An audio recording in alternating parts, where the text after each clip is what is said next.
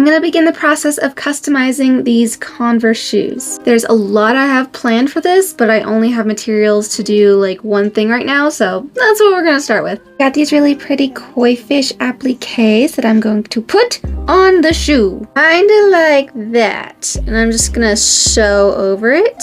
So I'm gonna do a time lapse and I'll talk over it, so let's go! First I'm pinning the applique to the shoe so it doesn't move while I'm working with it. I'm using safety pins because I couldn't find my sewing pins anywhere. Why do I sound like an anime character? Anywho, I'm using pink thread to match the shoe and the applique. Getting the needle through the fabric is a lot harder than I was expecting, mostly because the shoe is a lot thicker than I thought. Getting the needle through the applique was the hardest part though, because it had a very hard backing, and it was especially hard where the applique was very thin. I had to push the needle through with my fingernail, which really hurt after a while, and I have to wiggle the needle a lot to get it through. Also gotta make sure I pull the thread slowly so it doesn't make any knots, because that sucks. I'm not gonna film the rest because this is taking for frickin' ever, and I'd rather do this downstairs with my roommates so I'm not alone.